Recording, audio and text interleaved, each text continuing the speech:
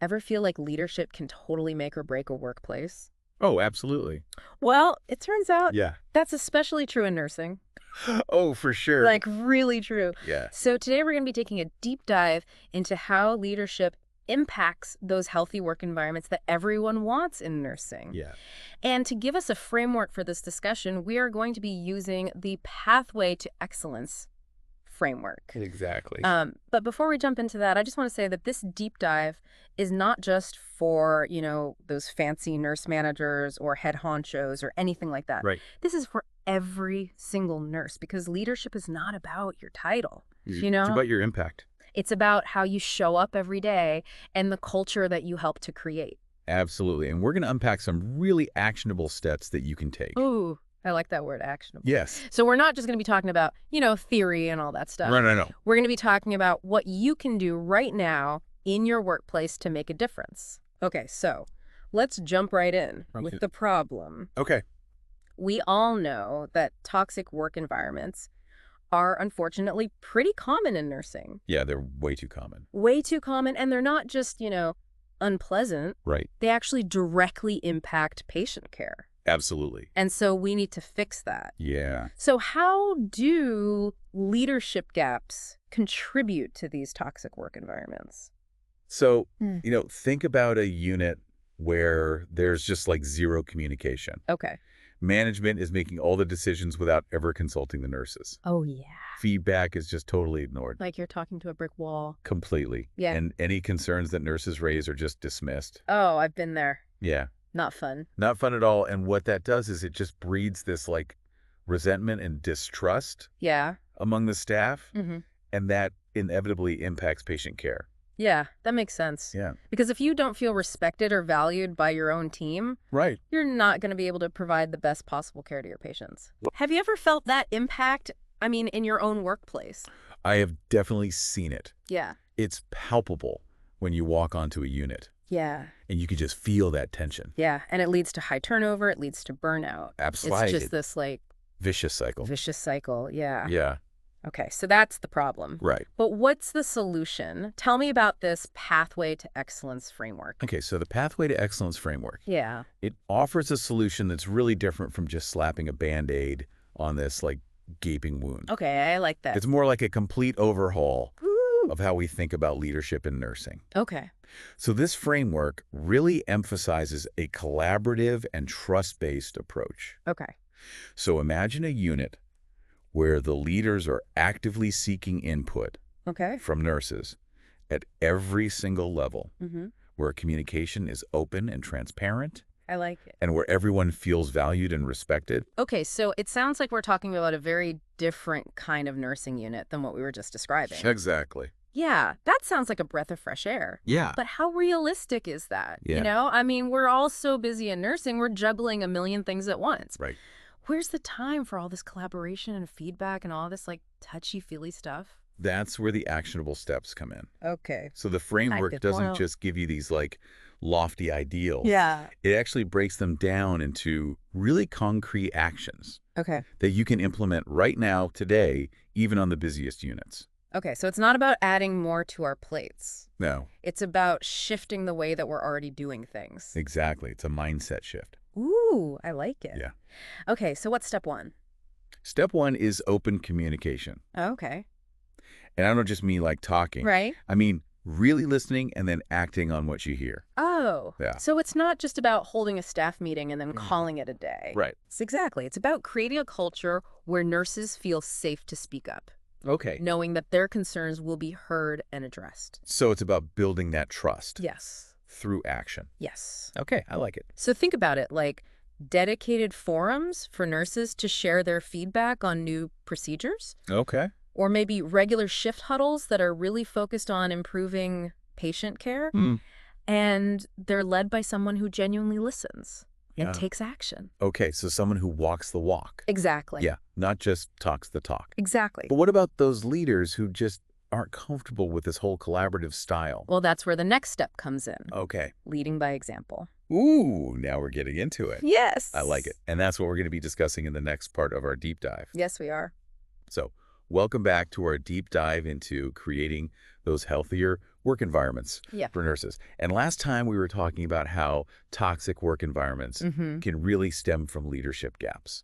And that this pathway to excellence framework Yeah. offers a solution. Yeah. But we kind of left off talking about how do you actually get those leaders on board Right. who aren't necessarily comfortable Yeah. with this whole like collaborative approach Right. that this framework is suggesting. Exactly. So talk to me about that. How do we make that happen? So that's where leading by example becomes so crucial. Okay. It's not enough for leaders to just like talk about collaboration and open communication. Yeah. They have to actually embody those values Okay. in everything they do every single day. So like walk the walk. Exactly. Walk the walk, Yeah. not just talk the talk. Okay. So what would that look like in a busy hospital? I mean, we're all running around like chickens with our heads cut off. Yeah. So how does a leader lead by example in that kind of environment? So imagine this, okay? Okay. You've got a charge nurse. Yeah. And instead of like barking orders from behind their desk, Right. they're actually out there on the floor helping with patient care, Yeah. checking in with the nurses to see how they're doing, offering support during those like really challenging situations. Okay. So they're like really present, Present, yeah. not just physically, but like emotionally too, right? Exactly. Emotionally present. Okay. It's about actively listening to the nurse's concerns, Yeah. acknowledging their feelings, Mhm. and just demonstrating empathy. Yeah. Like, for example, Yeah. instead of just dismissing a nurse's frustration Mm-hmm. over a new policy or something, Right. a leader who truly leads by example, Yeah. they're going to take the time to understand that nurse's perspective Okay. and explain the rationale. So it's not about avoiding conflict. Right. It's about handling it in a way that Yeah, builds trust and respect. exactly. But what about when things go wrong? Yeah. We all know that mistakes happen in healthcare. Oh, all the time. So how does leading by example play out in those situations? That's actually when it becomes even more important. So a leader who leads by example, Yeah. they're going to take responsibility for mistakes. Okay. You're going to model that culture of learning Mm-hmm. and focus on solutions rather than blame. Okay. So think about like a unit director. Yeah. And instead of like throwing a nurse under the bus Right. after a med error or something, Yeah. they use it as a learning opportunity Okay. for the whole team. Yeah. I can see how that would like Yeah. really change the whole feeling on a unit. Absolutely. Yeah, like create that sense of psychological safety Yeah. where nurses actually feel comfortable speaking up Right. about errors, which is what we want Exactly. because that ultimately leads to better patient outcomes. Absolutely. Okay, so we've got open communication, we've got leading by example. Right. But what about the people who will become the future leaders? Yeah. How do we empower those future leaders, That's a great question. especially in the face of, the nursing shortage and all that? Yeah, so that's where mentorship comes in and creating those opportunities for growth. Okay. So imagine a hospital Yeah. that invests in these mentorship programs Okay. where they pair up experienced nurses Mm-hmm. with newer nurses Yeah. to provide guidance and support. So it's like that one-on-one connection. Exactly. Like it really help. Yeah, and it creates this like pipeline That's for dope. leadership development. Okay. But what about those nurses Yeah. who are like eager to lead, but they Yeah. don't have the formal, title or authority? Right. What do we do with them? So that's where creating opportunities Okay. for those nurses to step into leadership roles, Okay. even in small ways, Mm. becomes really critical. Okay, so what would that look like? So it could be something as simple as like leading a project Okay. or chairing a committee Mhm. or presenting at a conference. So it's about recognizing that leadership isn't just limited to those people Right. with the fancy titles. Exactly. Yeah, it's a mindset. Yeah. It's a skill set. And it can be developed Yeah, at any level. I love that. Yeah. Okay, but I can already hear some of our listeners out there saying, this all sounds great in theory, Right. but how do we actually make it happen? Yeah. In the real world, Right. we're all dealing with staffing shortages, Yeah. budget cuts. Mm-hmm. Our workloads are insane.